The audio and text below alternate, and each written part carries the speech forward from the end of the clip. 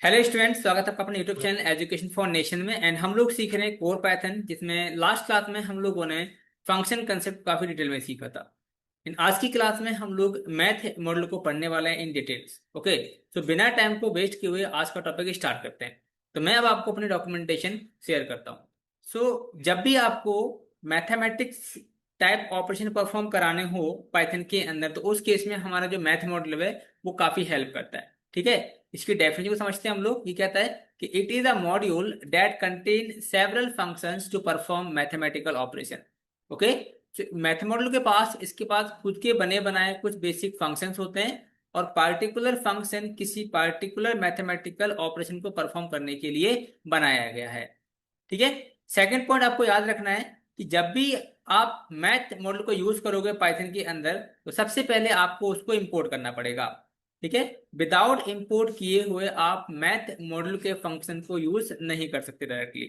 तो कैसे करोगे इंपोर्ट? सिंपली आपको फ्रॉम लिखना है, मैथ इंपोर्ट के साथ एस्टेरिस्क सिंबल यूज करना है। इसका मतलब ये होता है कि मैथ मॉडल के अंदर जितने भी फंक्शंस होंगे, वो सारे के सारे फंक्शंस आप डायरेक्टली यूज कर सकते हो अपने मॉडल के अंदर। ठीक है, तो हम क्या करेंगे, एक एक करके सभी फंक्शन को देखने वाले हैं। बहुत ही सिंपल सा टॉपिक है, इसमें ज्यादा दिमाग लगाने की जरूरत नहीं है आपको, क्योंकि सारे मेथड्स दिए हुए हैं। आपको बस यूज करके देखना है एक बार, और आपका काम फिनिश होने वाला है। ठीक है, तो जैसे हमारा जो पहला मेथड है इसके अंदर, वो है फ्लोर मेथड।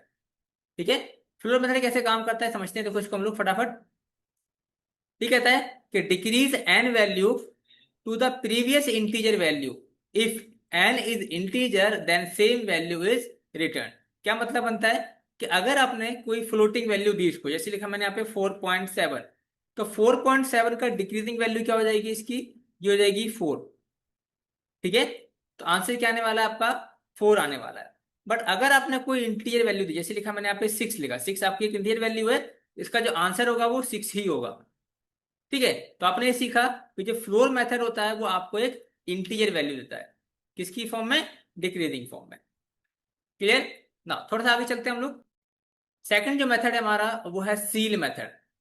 ये काम करता है, देखो सील मेथड ये कहता है कि raise n value to the next higher integer. If n is integer then same value is return. Same जैसे फ्लोर क्या करता था, डिक्रीजिंग वैल्यू कराता था हमको प्रोवाइड। सील जो होता है वो रेज वैल्यू, मतलब जैसे 4.2, तो 4.2 की जो मैक्सिमम वैल्यू क्या होगी होगी वो होगी 5। तो आंसर क्या आने वाला है? 5 आने वाला है। ठीक है, नेक्स्ट जो मेथड है हमारा, वो है fabs. Fabs returns absolute value और पॉजिटिव क्वांटिटी ऑफ एन। क्या मतलब कि अगर आपने किसी का फैब नंबर निकाला, तो इससे आपको पॉजिटिव नंबर ही देखने को मिलेगा। जैसे लिखा मैंने -10, तो यहाँ पे देखने को मिलेगा आपको 10.0, मतलब पॉजिटिव नंबर देखने को मिलेगा आपको। ठीक है, देन है आपका फैक्टोरियल, कि अगर आपको किसी भी नंबर का फैक्टोरियल निकालना है, तो आपको कोई भी लॉजिक लगाने की जरूरत नहीं है।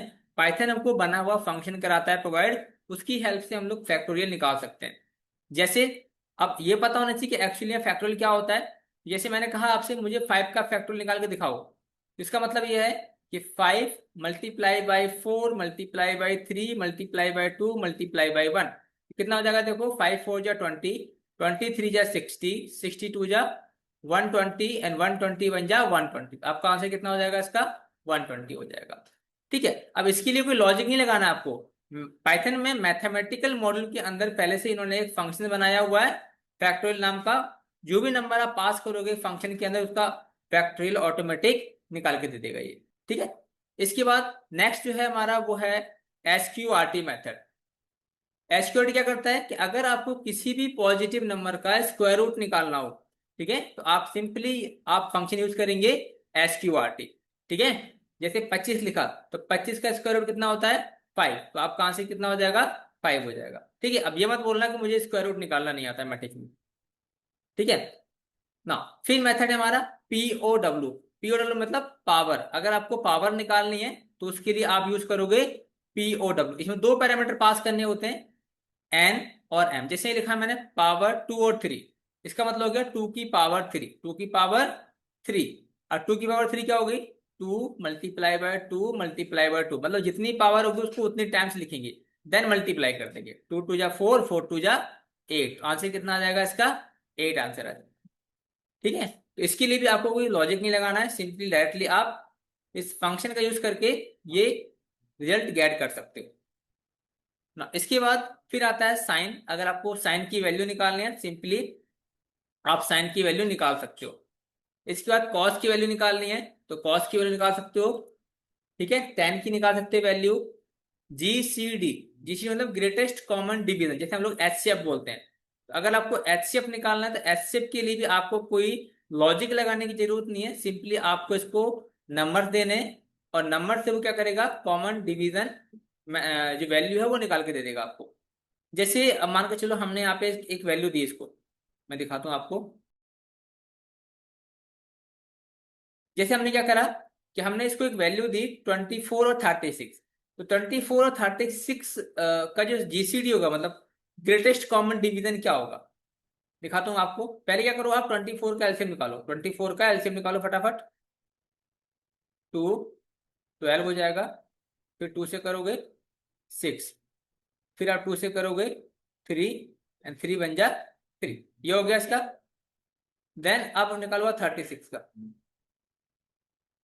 2 से करोगे 18, तो 2 से करोगे 9, फिर 3 से करोगे 3, फिर 3 से करोगे 1। अब देखो दोनों में कॉमन क्या है, देखो 2 2, ये 2 2, उसके बाद 3 और 3,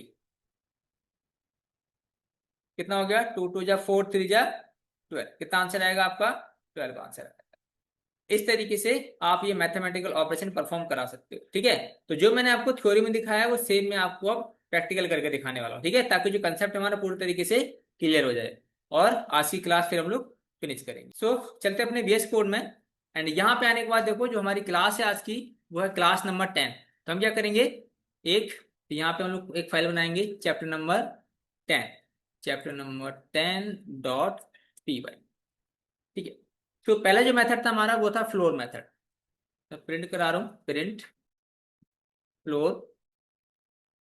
फ्लोर में क्या देंगे, जैसे लिखा मैंने आपको 4.5। तो फ्लोर वैल्यू क्या हो जाएगी इसकी, बताओ मुझे भाई। इसको मैं मूव कर दे रहा हूँ ऊपर साइड, एंड यहाँ पे मैं ओपन करूंगा टर्मिनल अपना, Python chapter number 10.py। Run करोगे तो ये आपको एरर देगा। क्या एरर देगा, सिंपली बताया था मैंने आपको कि जब भी आप मैथ मॉडल को यूज करोगे तो पहले आपको उसको इंपोर्ट करना पड़ेगा। इंपोर्ट करने का तरीका क्या बताया था मैंने आपको, लिखा था फ्लोर मैथ से इंपोर्ट करना है आपको, क्या, सारे के सारे मेथड्स। जैसे लगाओगे वो आपका एरर ऑटोमेटिकली चला जाएगा, देन आप इसको यूज करोगे। कितना आ गया, चलो। इसके बाद देखो नेक्स्ट मेथड है हमारा। ठीक है, अगला पेस्ट करते हैं इसको, फ्लोर वाला कमेंट कर देते हैं। फिर था सील मेथड, CIEL। ये क्या करता है हमको, ये मैक्सिमम वैल्यू देगा। 4.5 के बाद जो बड़ी वैल्यू क्या हो जाएगी, 5 हो जाएगी। आंसर क्या आने वाला है हमारा, 5 आने वाला। ठीक है, इसके बाद नेक्स्ट मेथड क्या था हमारा, जो हमारा नेक्स्ट मेथड था वो था फैब, FABS। ठीक है, फैब्स क्या करता था, फैब हमको एक एब्सोल्यूट वैल्यू देता था। ठीक है, 4.5 है तो क्या वैल्यू मिलने वाली है हमको इसमें, एब्सोल्यूट वैल्यू 4.5। जैसे लिखा मैंने -10, तो इसकी एब्सोल्यूट वैल्यू क्या हो गई,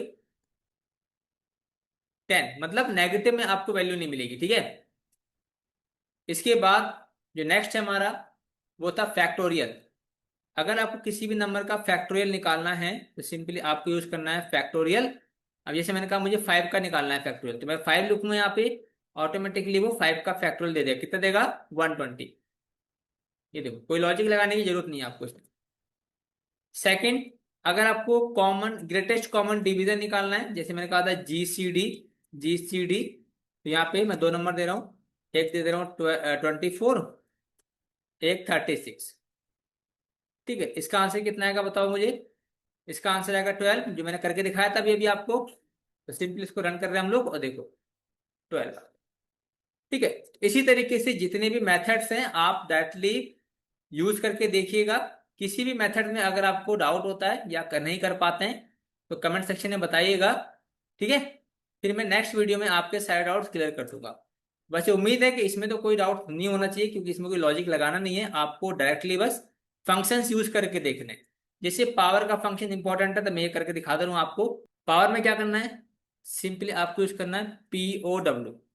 ठीक है, जैसे मैंने कहा मुझे 2 की पावर 3 निकाले, 2 की पावर 3, 2,3 दोगे आप, 2 की पावर 3 कितनी होती है 8, यहाँ पे आपको आंसर मिल जाएगा 8। सो इस तरीके से जो हमारा मैथ मॉडल का जो कंसेप्ट था वो फिनिश होता है। ठीक है, बट आगे की क्लास में क्या करेंगे हम लोग, लिस्ट कंसेप्ट को काफी डिटेल में सीखने वाले। ठीक है, सो बन रही है हमारे साथ, मिलते हैं नेक्स्ट में, तब तक के लिए बाय बाय।